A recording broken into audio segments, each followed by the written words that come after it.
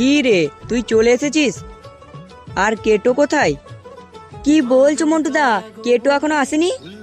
আমি তো ভাবলাম কেটো আমার আগেই চলে আসবে, কিন্তু এ তো দেখছি এখনো আসেনি। বলছি মন্টুদা, পুজো করতে পুরোহিত কখন আসবে?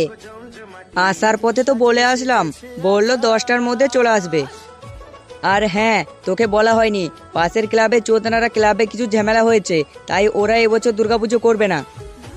তাই আমাদের পুজোটা হচ্ছে ওদের সহ্য হবে না। ওরা আমাদের পুজোটাকে নষ্ট করার জন্য যে কোনো পথে নামতে পারে। আচ্ছা ছাড়, পুজোর জন্য ফুল আনা হয়নি, তুই কোথাও গিয়ে দেখ ফুল পাস নাকি, আর আমি এদিকটা দেখছি। আচ্ছা মন্টুদা, আমি এক্ষুনি ফুল নিয়ে আসছি। হ্যাঁ যা।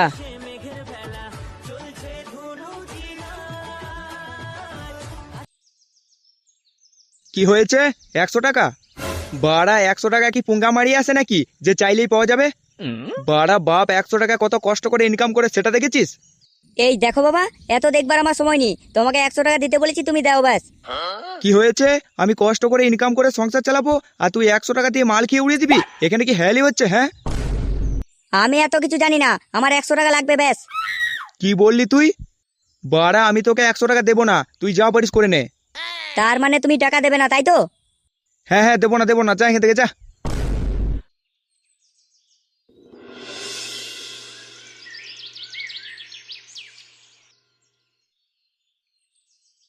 আরে ধুর বাড়া, বালচিতে টাকা চাইলাম বাপের কাছে। বাড়া 2 টাকা সংসার চালিয়ে নিজেকে বড় বাল মনে করে। হ্যাঁ, এ কি রে, তুই এখানে কি করছিস? তুই কি কানাচুদা নাকি? দেখতে পাচ্ছি না বসে আছি। হ্যাঁ সে তো না হয় দেখতে পাচ্ছি, কিন্তু তুই এত খোঁজে আছিস কেন? কিছু হয়েছে? না, কিছু হয়নি। আচ্ছা বাদ দে, পুজো তো শুরু হয়ে যাবে, এবার তাড়াতাড়ি চল।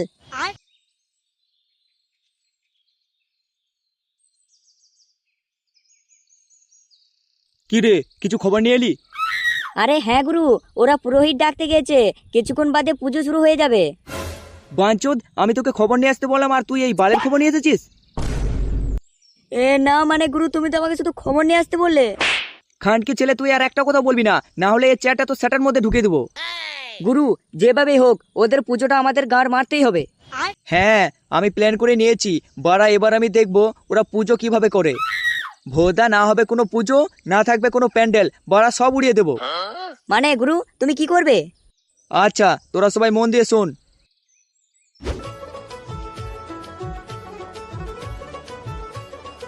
মন্টু, আমি চলে এসেছি। কি রে কেটো, তোর আসতে তো দেরি হলো কেন? হোদা, আমি কি দেরি করতে চাইছিলাম নাকি? কি রে, তোর মুখটা এমন হনুমত হয়ে আছে কেন? কিছু হয়েছে? কি আবার হবে? বারা বাপের কাছে 100 টাকা চাইতে গেলে বাবা আমাকে হ্যালি শোনায়। বারা আমার কাছে টাকা নেই বলে কি রোজ রোজ কথা শুনতে হবে নাকি? আচ্ছা ছাড়, তোর কাছে টাকা নাই তো কি হয়েছে, আমাদের কাছে তো আছে, আমাদের টাকাতেই মাল খাবি, চল। কি বলছিস, তোরা আমাকে তোদের টাকায় মাল খাওয়াবি? আরে হ্যাঁ রে, তোকে টাকা নিয়ে কোনো চিন্তা করতে হবে না। ভোদার বাল, তাহলে তো ওই বালের বাড়ি আর যাবোই না, বারা সারাদিন এখানে মাল খাবার হয়েই করবো। কি বলিস বারা? হ্যাঁ মন্টুদা, এই দেখো আমি ফুল নিয়ে এসেছি। আচ্ছা ঠিক আছে, তুই ফুলগুলো প্যান্ডেলের ভিতরে রেখে দে। আর হ্যাঁ, তুই একবার পুরোহিতকে দেখে আয় পুজো করতে আসছে কিনা, আর আমি আর ঝোটকে প্রসাদের ব্যবস্থা করছি। আচ্ছা মন্টুদা, তোমরা যাও। আর কেটো, তুই এখানেই থাকবি, কোথাও যাবি না। আরে হ্যাঁ রে বাড়া, আমি এখান থেকে কোথাও যাব না।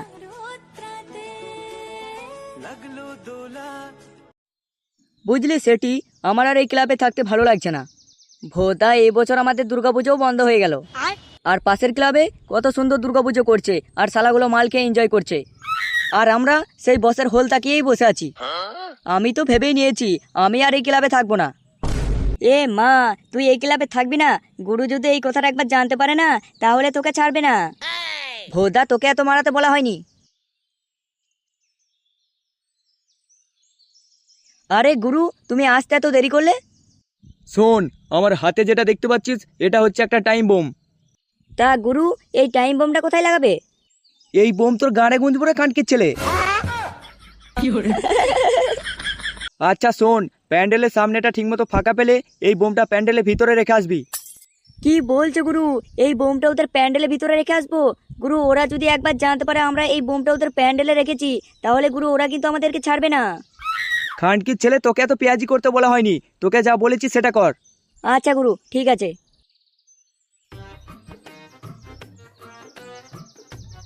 বাড়া এমন একটা সময় ছিল যখন আমার মাথা ভর্তি চুল ছিল, তখন তো 10টা মেয়ে আমার পেছনে লেগেই থাকতো। আর এখন লেওরা স্যাটার ঘাম পায়ে ফেলে ইনকাম করতে করতে যে কটা চুল ছিল লেওরা সেগুলো উঠে গেল। কি গো, তোমাকে তো সেই কখন থেকে বাজার যেতে বলেছি, তুমি এখনো কি করছো?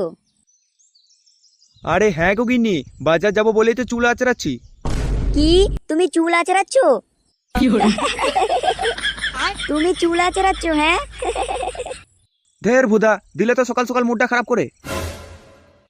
বলছি আজকে না মাছ বা মাংস নিয়ে আসবে, সেই কতদিন ভালো মন্দ খাওয়া হয়নি। এ বাড়া, ভালো মন্দ খেয়ে খেয়ে আমার সব ধ্বংস করে দিল, আবার বলে নাকি ভালো মন্দ খাইনি।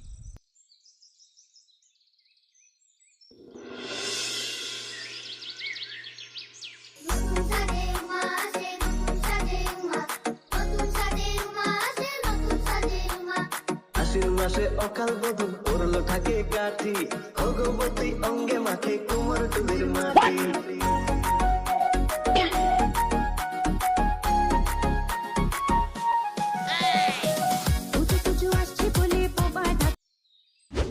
লেওরা এবার আমার প্ল্যানটা সাকসেস হতে চলেছে। খানকির ছেলেগুলো আমাদের চেয়ে ফার্স্ট হতে চেয়েছিল, তাই না?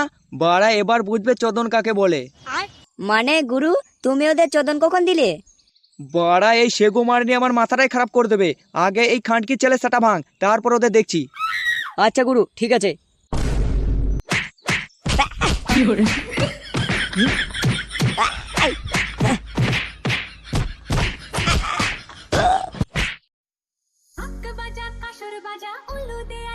না, এ তো বারা অনেক দেরি করছে দেখছি। লেওরা এতক্ষণ একটা বিয়ে করে ফুলসজ্জা হয়ে যেত। আরে লেওরা চুদারা, পুরোহিতকে ডাকতে গেছে নাকি পুরোহিতের সাথে লাগাতে গেছে? এতক্ষণ সময় লাগছে। মন্টু, ওই তো বেলচা আসছে। কি রে, পুরোহিতকে ডাকতে তোর এতক্ষণ সময় লাগলো? মন্টুদা, পুরোহিত তো লাগাতে ব্যস্ত ছিল। কি বললি? পুরোহিত লাগাতে ব্যস্ত ছিল মানে? মানে মন্টুদা, পুরোহিত ঠাকুরের গায়ে রং লাগাচ্ছিল, তাই একটু দেরি হয়ে গেল। ও বাড়া, আমি তো অন্য কিছু লাগানোর কথা ভেবে নিয়েছিলাম। আচ্ছা ছাড়, পুরোহিত কোথায়? ওই তো মন্টুদা, পুরোহিত এসেই পড়েছে। কি বাবারা, তাহলে পুজোটা শুরু করা যাক। আরে হ্যাঁ পুরোহিত মশাই, আসুন। এ লেওরা, কেমন একটা শব্দ আসছে না? মনে হয় মেশিন থেকেই আসছে, যা গিয়ে দেখাই। খতম।